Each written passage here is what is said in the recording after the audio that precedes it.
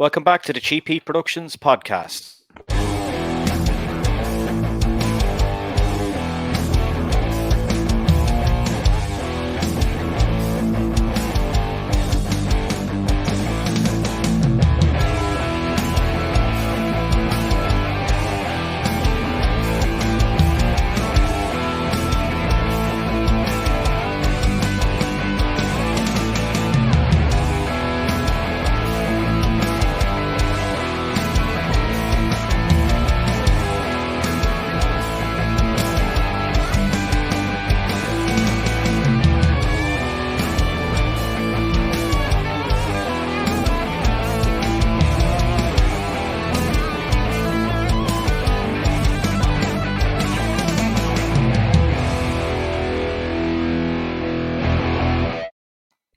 Okay, welcome back to the show. And as you can see today, I'm joined by Keith Elliot Greenberg, New York Times bestselling author, TV producer, and ex-employee of the WWF on the magazine for 25 years. How are you doing, man?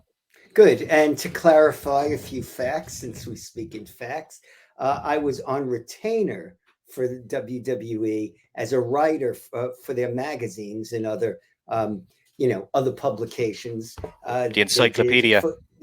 Well, the encyclopedia was after that. So I Yeah. was on retainer. I received a monthly retainer from them for 22 years, but maintained a relationship. In fact, I still maintain a relationship with them because my most recent credit with them was for the most recent encyclopedia they put out. I'm one of the co-writers, and that was in 2020. So I never had a 100% falling out with them. And Yeah. So that was 22 years. So I was never an employee. And of course, if we're going to be talking about my credentials, we should stay current and mention that I am a monthly columnist for Inside the Ropes Wrestling magazine, which you being over on the British Isles, although certainly not in Great Britain itself, but I'm sure it's something you can pick up at your local newsstand. Yeah, it's still a huge magazine over here.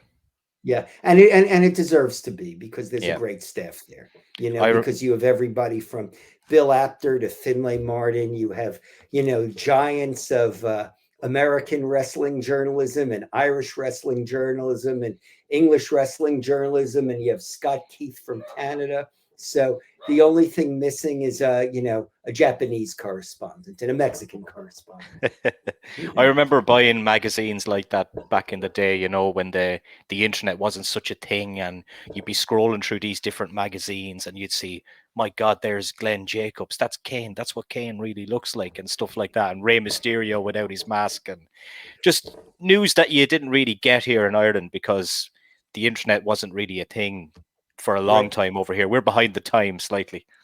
Well, not really. I mean, why were you expected to know these like small details of the North American wrestling scene? Did American wrestling fans know if there was an indie show in Boyle the weekend before? Yeah. So, it translates both ways. Do you think wrestling fans know too much these days? That's a good question. When I wrote my last book, which we should have mentioned at the top, or I should have mentioned at the top, which is Too Sweet Inside the Indie Wrestling Revolution. Some of the wrestlers said there's a sadness there because it seems like there's no mystery. People come out, especially at the indie level, and sell their merch during intermission. So somebody who was being booed, comes out and then he's chatting about his commute over to the building with a fan and a fan who was booing him. But that's not altogether a negative thing because it's understood they're role playing. Nobody, unless they're severely mentally ill, is going to come up behind that wrestler and stab him. And when I was just at AEW Grand Slam at the Arthur Ashe Stadium in Queens a few weeks back, and I mentioned this in my latest article for Inside the Ropes, MJF's parents were there, and they held up a sign that said, "We're MJF's parents, and even we say he sucks." And when I remember the Iron Sheik telling me he was terrified to bring his daughters into a building because his family would be attacked and he couldn't get to them. And this case, everybody laughed. Nobody harassed them. Nobody spat at them. Nobody, peppered them with slurs. They kind of laughed along with the joke. And then they actually gave them space. I was looking over at them and nobody harassed him either. They're like, let his family enjoy the show. This is a proud moment for them. And that's a wonderful thing. And that is a case of wrestling fans knowing too much. But now these people can go out in public and not have to hide. Yeah, it's nice to see like that they could enjoy the show like that. But while we're touching on the book and independent wrestling, from the outside looking in over at the States at the moment, it seems like it's an exciting time, and a lot of promotions survived the test of time, if you like, through the pandemic by doing live streaming, apps like Fight TV and stuff like that kept a lot of promotions going. What's the general consensus over in the States now? Is there kind of almost a rebirth happening of independent wrestling over there? I mean, I don't know if we should call it a rebirth. I don't know if every little indie promotion has reopened. Ring of Honor is obviously struggling more than they had prior to the pandemic. Part of it, I'm sure, has to do with the fact that, they're part of a large corporation with a lot of very strict COVID protocols. So while everybody else was putting on shows with live fans, they were still doing empty arena shows. But there was some momentum created even during COVID. And I recently completed my next book for ECW Press. And the tentative title is Follow the Buzzards, Pro Wrestling During the Age of COVID-19. And so GCW, which is, has a real cult following, Jersey-based promotion, they actually, I think, became bigger during COVID-19. They put on an empty arena show that featured this is early on when no one was even going out of their homes. Yeah. That featured a social distancing match between Joey Janela and Jimmy Lloyd, where they didn't touch each other. They stood. Chris Levin, the referee, had a measuring tape, and he would measure to make sure they were 6 feet apart. And Janela would motion like this, and Jimmy Lloyd would give himself a hip toss. He later said to me, and this is in the book, he goes, usually we're trying to make our stuff look real. Here we were trying to make it look fake. But they built their brand up, and one of the things they did was they staged a number of outdoor shows during COVID-19, and I went to a couple of those in Indiana. And so they were in a park, and there was social distancing seating over there, and people drove out from New York to Chicago. It was Indiana. They drove out from New York, and they drove up from Texas, and people showed up, and this was before people were vaccinated, and they were taking wrestlers' temperatures backstage. And they already had a very ravenous following, but I think they were able to be creative during COVID and build their following to the point that I was at 2 of their shows right after AEW Grand Slam in Queens, New York as well. And those fans were just, it felt like, the early days of ECW when I was in that arena. Yeah, there was that kind of vibe to it. What other kind of observations have you got from wrestling during the COVID era that you're going to touch on in the book then? Well, I mean, I do make some observations about the big picture stuff we all know about. How WWE was able to pivot, and they really deserve credit for this because they're often demeaned as being out of touch. But those 2 cinematic matches at WrestleMania 36 were, considering it was the middle of the pandemic, Vince McMahon always said, we make movies. Well, they literally made movies. And you had 2 matches. You had one match which was like an old-fashioned Western.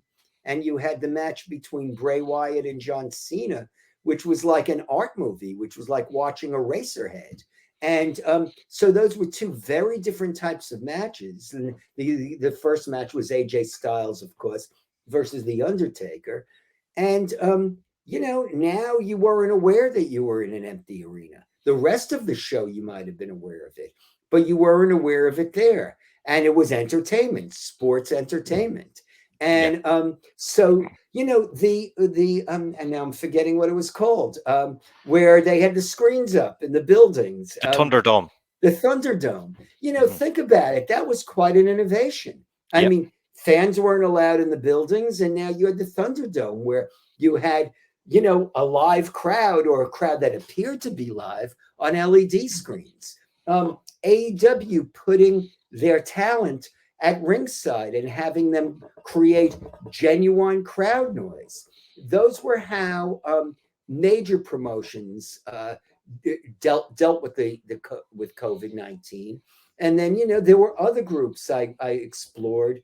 A guy Fist out of San Diego, this guy, Dirty Ron McDonald, who's their promoter and main character, he sent like clandestine emails to fans where they would drive to a location.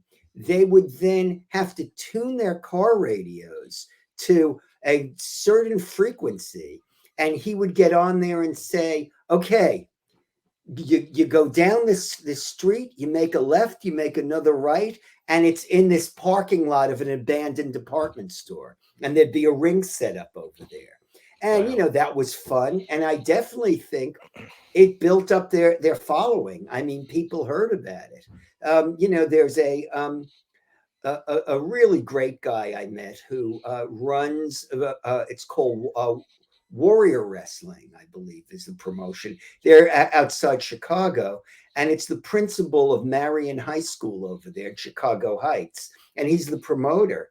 And they did shows on their football fields, so they could social distance. I mean, you spread fans in pods all over the football field. And they had some, I went to a great show with really good talent. A couple of AEW guys were there. So people were able to be creative. The United States, you can drive places. Borders between states were not closed. I mean, in Australia, it's different. I have a friend in Melbourne. He couldn't drive to other, sections of Australia.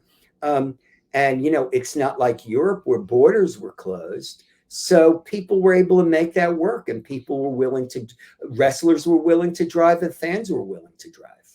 Yeah. And when do you expect that this book will be out, Keith? Well, it's going to be out next year.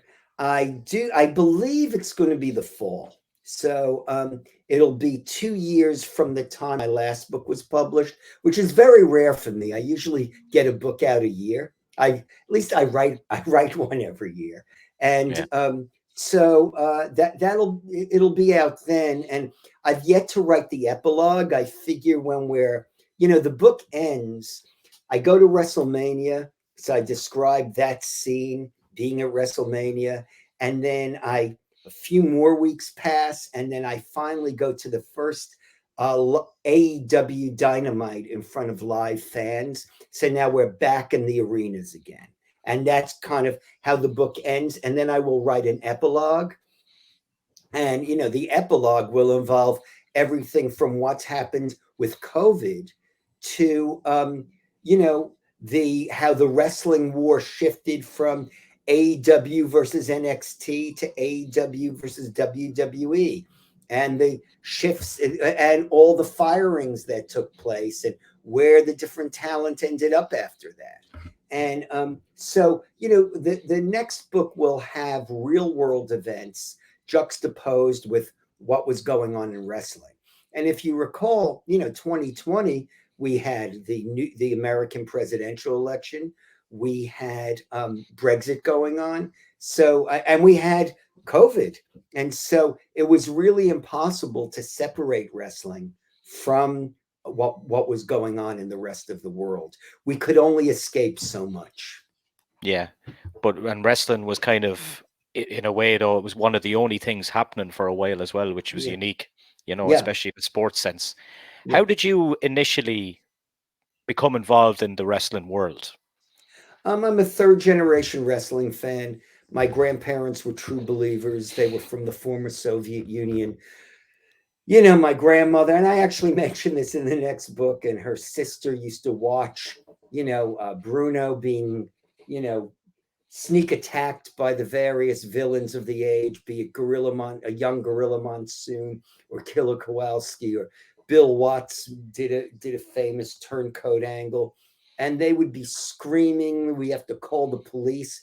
Not only did they think that it was live and real, they thought it was happening in their neighborhood. Like they thought if they called the police in Brighton Beach, Brooklyn, they would just like find the building and rush in and put the villains in handcuffs. So, when you grow up like that, you become, I guess, either you're revolted by it and you don't want anything to do with the business, or you're a fan for life. And I took the latter approach.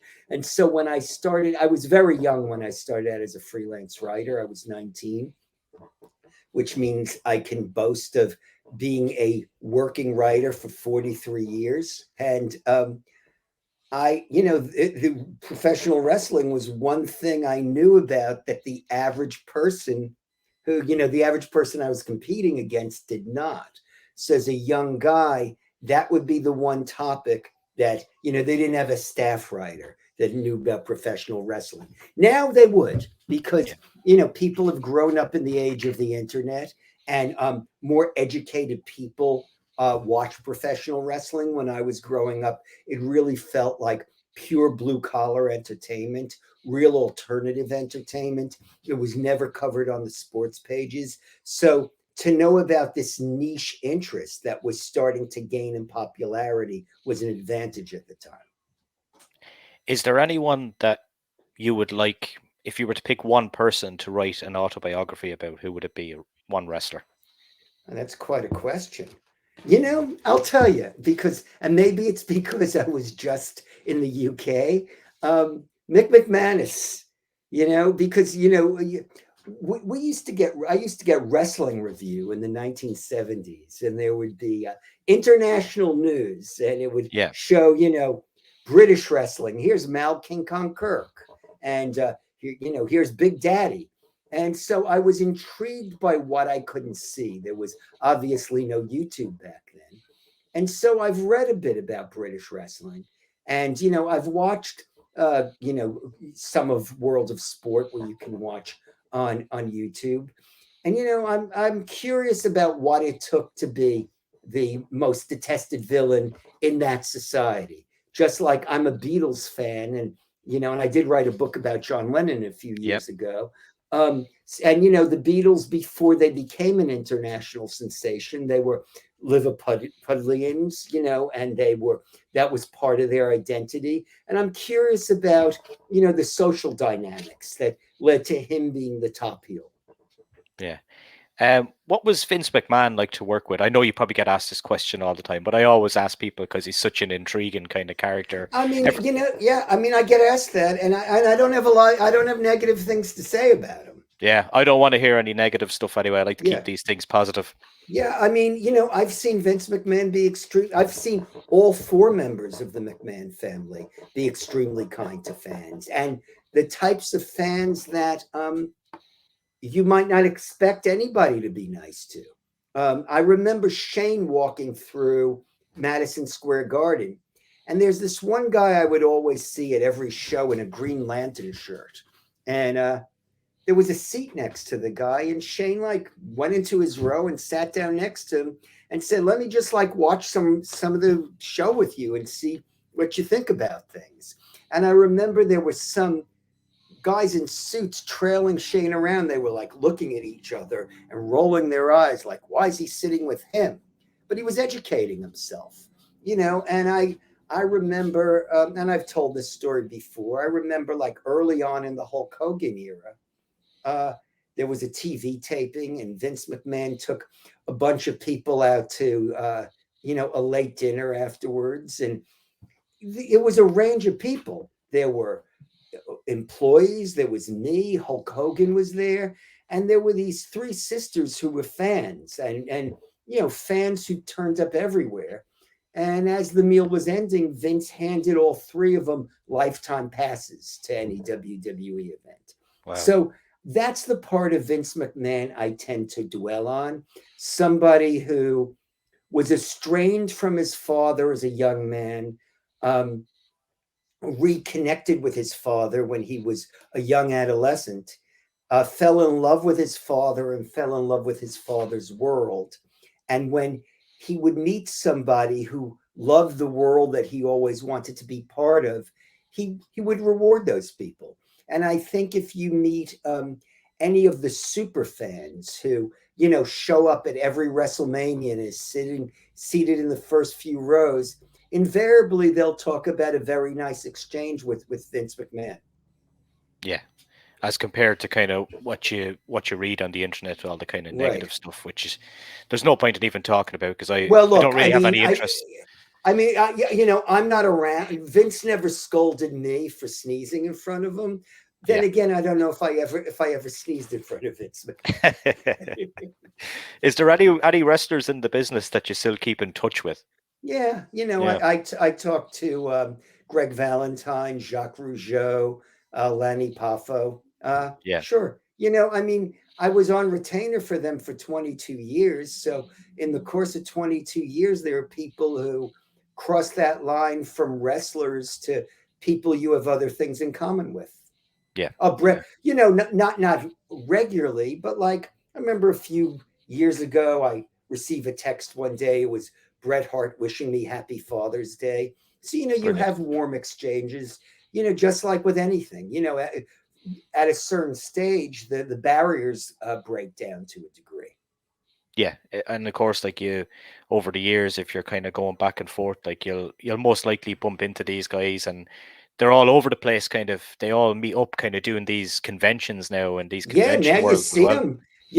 I saw when it was WrestleMania week, they had a scaled down WrestleCon, and I ran into Victoria, who was Tara in TNA, and I ran into Scott Hall, and we were just having nice conversation. I mean, a lot of the conversation was about COVID, because at that point, not everybody was vaccinated. So that's really what we were talking about. I think that's what everybody was talking about.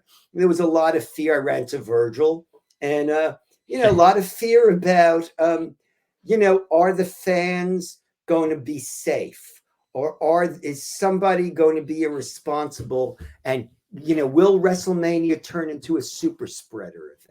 That was a big fear, because that would be bad for the world, because you'd have, potentially tens of thousands of people infected, and it would certainly be bad for the business. And nobody wants anything that's bad for the business. I remember being so excited to watch WrestleMania because the crowd was going to be back. And then I was sitting here in Ireland, and I just seen this tropical storm, and I could not believe what was going on. What was the experience like being there when that happened? That's in my book as well, because that's, part of the experience, and I don't know if I put this in the book. I think I put this in the article I wrote for Inside the Ropes. I remember seeing the storm clouds as I was in an Uber going to the stadium and saying, Vince isn't going to let it rain. But it was bizarre. Like, and they had flashed messages for people to go into the corridors. So I was in the press box, and we were pretty well protected there because we had glass in front of us. We were enclosed. I mean, we were all social distanced. I was sitting next to some guys. Well, not next to some guys, near some guys from Bild, the German magazine. We were all masked, and we were literally 6 feet away from each other, in the press box. And, we were joking about, so now they're either going to get killed by the lightning, or they're going to go in the corridor and they're going to give each other all COVID. So, and then, it ended. And then wrestling happened. And then we were back, Did you ever think while it was happening that, oh my God, is this show going to be cancelled? I didn't think it would. Yeah. I've also spent enough time in the tropics to know that rain passes. And I did not think it would be canceled. And I Yeah. also knew, also, it's, when everything was pay per view dependent, you would book time to broadcast your show. Your show would be broadcast, it would be 11 p.m. Eastern Standard Time, and that's it. Your feed was done. Mhm. Now, in this age of streaming, you go on as long as it takes to go on. And so it's not like Vince would say, oh, well, it's 11 p.m. and I guess we couldn't put on a show tonight. We'll try some other time. I knew there was going to be a show.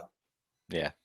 And we touched on you were at AEW a few weeks ago, and do you think that I know like some people will be like, oh, I love AEW, I'm a WWE guy, I just like wrestling, okay, so I'm good with either product. But do you think that they're in competition now, or do you think AEW are still a bit away from being genuine competition? Well, look, they're not going to be competition to the amount of the billions of dollars that WWE generates.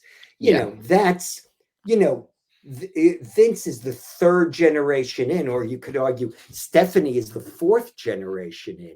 working in that direction. I think Jess McMahon's first wrestling card that he was promoted was 1915. So, certainly WWE has a great lead in this race. Um, and, Vince has been very forward thinking, and WWE has been very forward thinking. So, just the revenue streams and just the mainstream aspect of WWE, the fact that Hulk Hogan and The Rock and now John Cena they are staples of Western pop culture, Yeah. that is very different than the AEW product. But in terms of creating nervousness and fear in Stamford, Connecticut, certainly when CM Punk and Daniel Bryan show up, I was sitting there for the Omega Daniel Bryan match, and it was deafening, listening to the fans just when they locked up the reaction was deafening. And WWE knows it, and now they have to step up their game, and they have been to a degree, and it's good for fans. Everybody says that, and it's the absolute truth. Yeah. And to be fair, they get a lot of shit about going over to Saudi Arabia, that show they had yesterday, They but did. it was a really good show. It was a good show, unexpectedly good. Yeah. I was I now and this is the beauty of it. I could, take my phone, and I was, in Queens visiting my mother who has dementia. And then I ate at a Chinese restaurant because there's a Chinese neighborhood over there. And there's three Chinatowns in New York, one of which is in the neighborhood of Flushing, Queens. And then I took the subway, and part of the subway was elevated. So in the restaurant and on the subway, I was watching the show. There was, I mean, Finn Balor and Xavier Woods. That was a good match, right? Yeah. And, We're still waiting on our guy Finn to be taken to the next level. It seems every time he's going to get there, yeah, he I just gets know. pulled back down a little bit. I know. But that's a guy who really will be a Hall of Famer one day. Yeah. And look, even if WWE went out of business, which they're not, he would be in a Hall of Fame because also, well, he was the charter member of the Bullet Club. So, Yeah. let's not forget that. But, it was an exciting match. And, there was the three-way match with the women. Again, I'm not saying this to patronize you, that I'm referencing another, daughter of the Air and Isle, but it was Becky, and it was Yeah. Sasha, and it was Bianca Belair. And as disappointed as people might have been by Bianca's quick loss, I'd say that all three of them really put on a stellar match. And with the restrictions women might have in Saudi Arabia, there was a female referee, and yeah, it was an entertaining show. Yeah. They're trying to, every kind of show they do is another step towards kind of stuff being more normal in Saudi Arabia. From like the first show they done, there was no women at all on it. Right. I don't even know if they let women get on the plane over there. Yeah, see, Right. that's the thing. So, like, there's a lot of cultural importance, I think, behind it as well, which people seem to forget Yes. about. Now, again, certainly, if you're going to, analyze things closely, you might say, well, look at the Saudi legacy. Now, look, Yes. if you look at if you look at American history, we have a lot to be ashamed of too. And my family hadn't even immigrated over there at the time. That doesn't absolve us, because as somebody who is not a person of color, I still profited from the system that existed when my family did arrive. Yeah, just we'll touch on end the Saudi kind of talk here, but it's topical over here at the moment because a Saudi-based consortium bought Newcastle United Football Club I've been reading in the about UK. it, yeah. So it's kind of a hot topic over here again, you know? Yeah.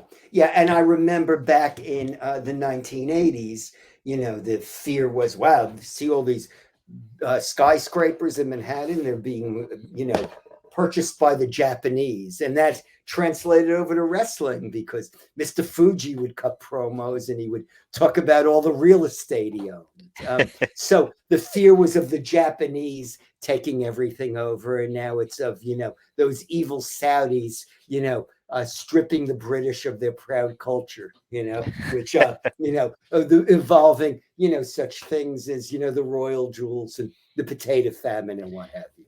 Let me tell you, Newcastle are absolutely overjoyed with the 300 million or something that's going to be invested into their team this year. It's the rival teams that are not happy. Yeah.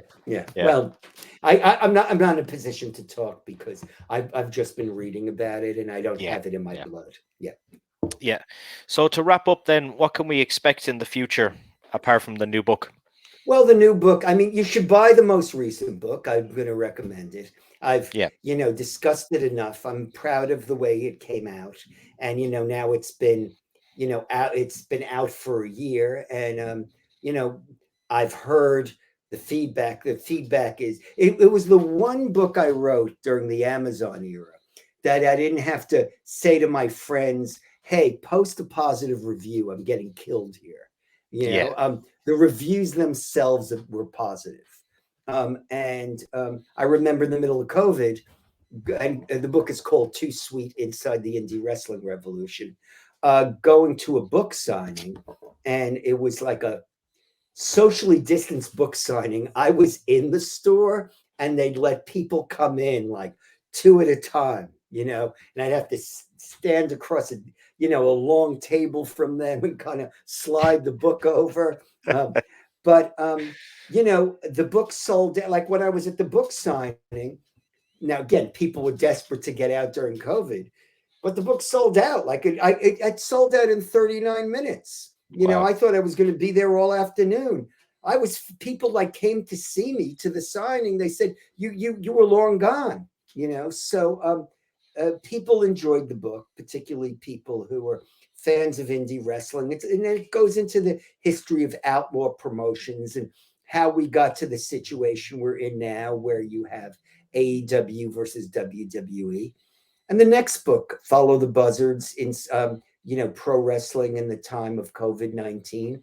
That's going to be a chronicle of the times that we're still living in to a degree.